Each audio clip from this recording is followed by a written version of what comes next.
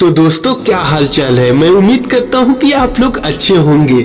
मैं आज आपको सऊदी अरबिया के अभी तक जितने भी राजा हुए उनके बारे में बताने जा रहा हूं। तो चलिए देर किस बात की, सऊदी अरबिया के सबसे पहले बादशाह आते हैं किंग अब्दुल अजीज बिन अब्दुल रहमान अल सऊद, जिन्हें इब्न सऊद के नाम से भी जाना जाता है। और ये सऊदी अरबिया के संस्थापक और पहले राजा थे और इनका जन्म 1876 ईस्वी में रियाद में हुआ था। इनका निधन 1953 ईस्वी में हुआ था। ये काफी प्रभावशाली होने के साथ साथ करिश्माई व्यक्ति भी थे और इनका महत्वपूर्ण योगदान अरब प्रायद्वीपों को एकजुट करने के लिए भी जाना जाता है। इन्होंने सऊदी अरबिया का 1932 ईस्वी में स्थापना की थी। 1953 से लेकर वर्तमान में भी अब्दुल अजीज के बेटों का सऊदी अरबिया पे शासन रहा है। इसके बाद से अगले नंबर पे आते हैं किंग सऊद बिन अब्दुल अजीज,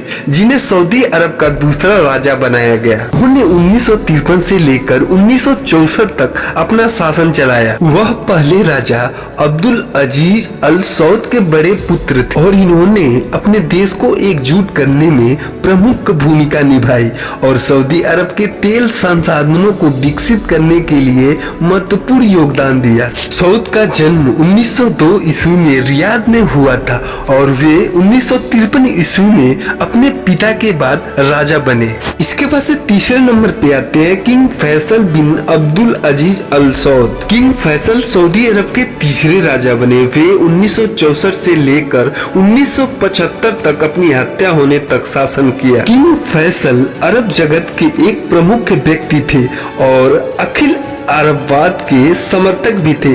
उन्होंने 1973 ईस्वी में फिलिस्तीन इजराइल युद्ध में एक अहम भूमिका भी निभाई थी। इसके बाद से चौथे नंबर पे आते हैं किंग खालिद बिन अब्दुल अजीज अल सऊद। ये राजा अब्दुल अजीज अल सऊद के छठे पुत्र थे। किंग खालिद का जन्म 1913 ईस्वी में रियाद में हुआ था।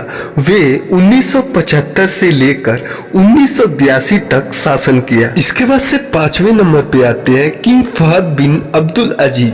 वे सऊदी अरब के पांचवें राजा बने। किंग फहद 1982 से 2005 में अपनी मृत्यु होने तक शासन किया।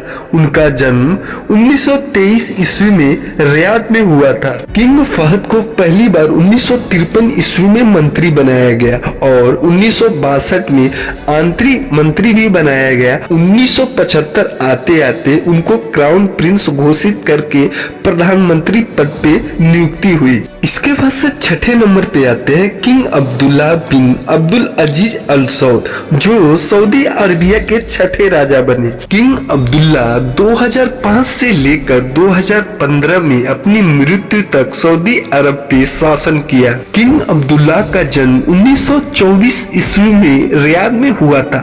वह अब्दुल अजीज के 37वें बेटे थे। किंग अब्दुल्ला सऊदी को आधुनिकीकरण करने के लिए एक प्रमुख भूमिका निभाई और शिक्षा स्वास्थ्य प्रणाली के ढांचे में महत्वपूर्ण योगदान दिया। इसके बाद से सातवें नंबर पे आते हैं किंग सलमान बिन अब्दुल अजीज अल सऊद, जो कि सऊदी अरबिया के वर्तमान राजा हैं। किंग सलमान का जन्म 1935 ईस्वी में रियाद में हुआ था।